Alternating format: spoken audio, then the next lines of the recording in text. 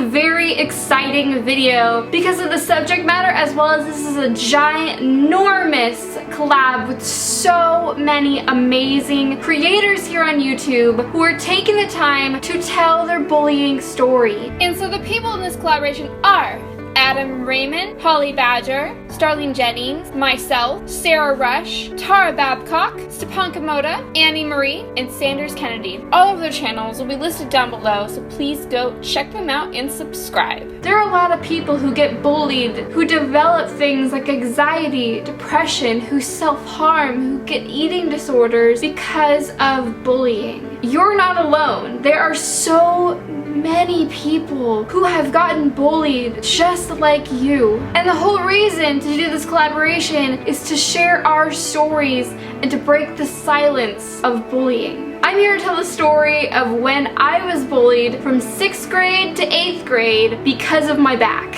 When I was in 6th grade, I started getting a lot of back pain, so I went to the doctor, obviously. Turns out I was diagnosed with something called scoliosis. You've probably heard of it, and you probably have gotten tested before in your elementary or your middle school. I was diagnosed when I was in 6th grade. It was really hard. I had to go to a lot of different doctors because I was diagnosed so young. I was one of those cases that they caught very, very early on. They had to do a sort of early intervention for me to get my back to grow straight again. If you don't know what scoliosis is, it's the curvature of the spine. It's when you grow, but your spine doesn't really grow in a straight line like everyone else's. I have a type of scoliosis called a C-curve, which means there's a curvature in two parts of my spine. I'll insert a picture here of what it kind of looks like. So this early intervention treatment was kind of a nightmare for me because I had to wear something called a back brace. It felt like I was in a corset. It was this hard shell of a thing, kind of like a corset that would help me stand up straight. It was just horrible. I had to wear it 23 hours a day and there was nothing I can do, and I had to wear this thing for 2 years. Normally, I was very, very self-conscious about my back. The straps, if you can tell here, they're bulky. People can see that through your clothes, so I would tape it so tightly so no one knew that I had a back brace. People found out I got a back brace because one time I knocked into someone and they hit my stomach and it sounded like a piece of plastic and they freaked out, called me a robot and everything. I'm not a robot. So people started finding out when I was older, and when I was in 8th grade is when I really started getting bullied for it. Because of my back brace, I could not bend over, and so I had to ask my teacher always have a locker on the top shelf. In our 8th grade classroom where our lockers were, there were lockers up top and lockers at the bottom. I would always have to have the locker at the top because I could not bend over my back. There was one moment in 8th grade where we had to change classrooms from my one science class to the other science class. And it was a lottery of whatever locker you got. I told my teacher I cannot have a bottom locker because of my back brace. And he told me, okay, go over to the next classroom, pick up the locker number you want, come back, tell me the locker number, and I will take that out of the lottery. So I walked over to the other classroom, picked out the locker, totally forgot what number it was, and came back to the other classroom. I gave the teacher the wrong locker number. It was number 25, I told him 26. So when we went back over to the other classroom, someone had the locker number that I told the teacher that was mine. This girl was a mean girl. She scared the living bejesus out of me when I was in 8th grade. She was not a popular girl, but she was in that crowd of people where you do not mess with them. She was just terrifying to me, and she was the one who got the locker that I told the teacher that I needed. Because of my back brace, I could not bend over, I could not have a lower locker number. So, being me, when we got over there to the other classroom and the other girl was in that locker, I had to tell her, hey, I'm so sorry, but I have to have that locker because of my medical condition. Her face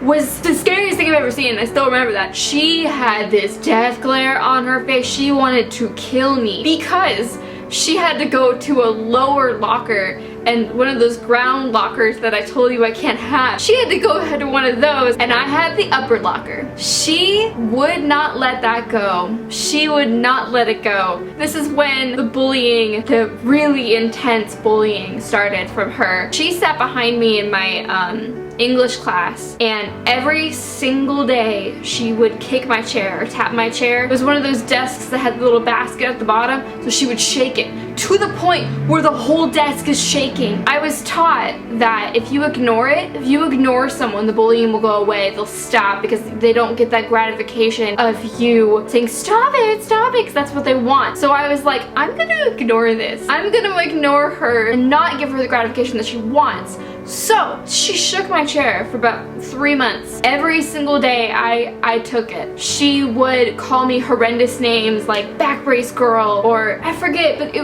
I remember going home and just feeling so bad. I did not want to wear that back brace. I didn't want to wear it to school. I didn't want to be around her because she would follow me around at recess or at lunchtime, whatever they call it in those grades in 8th grade, and she would follow me around. She would tap on me. She would hit me, legitly hit me in my stomach, and it wouldn't hurt because my back brace was kind of like holding it together. She would tap on me. She would tell other people to tap on me. Just imagine an 8th grade girl, 12-year-old girl, 13-year-old girl. I don't know how old you are in 8th grade. Just imagine that. Constant fear of someone coming up to you when you're wearing your back brace. The constant fear of being teased or being hit, being tapped on. It was overwhelming for me, to the point where I did not wear my back brace at school anymore. And my grandmother, who I was living with at the time, I was asking, why aren't you wearing it? You have to wear it. It's good for you. And I said, no, I'm not going to wear it because of this girl. And she got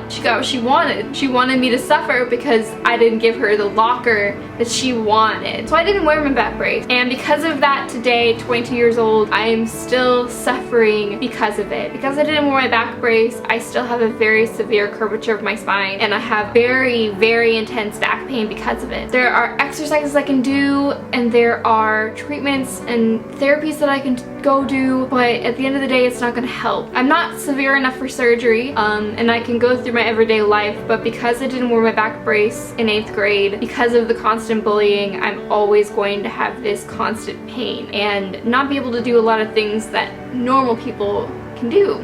So why is this collaboration so important? Why are we talking about our bullying stories? I want you to know that if you're being bullied right now, it's not your fault. I want you to know that. I want you to not blame yourself for the bullying. I want you to know that you're not alone. There are so many people who have gone through bullying or are being bullied. And I want you to know that if you're being bullied right now by a friend, by a group of people in your school, by a group of coworkers, by anyone, no matter what age you are, I need you to tell somebody.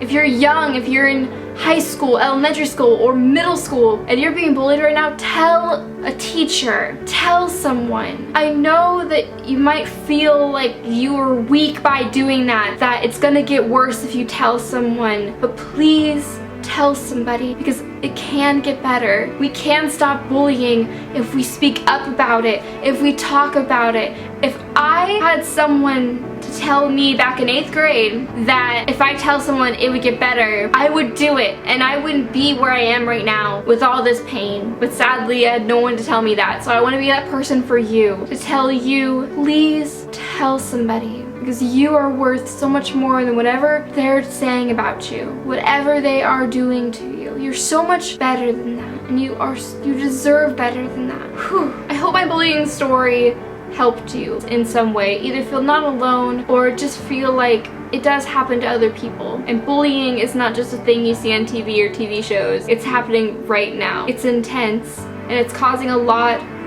of youth go through mental health disorders that they wouldn't have gotten without it. We could save a lot of people by sticking up for people who are being bullied. If you see someone being bullied, stand up. Don't be a bystander. Speak up. Tell someone. Stand up for somebody else if they can't stand up for themselves. I really hope this video helps someone out there. I love you guys so much, and I'll see you guys in another video. Please go check out everyone else in this collaboration down below. They all are sticking up for bullying, and I think that's pretty incredible. Love you guys. See you next time.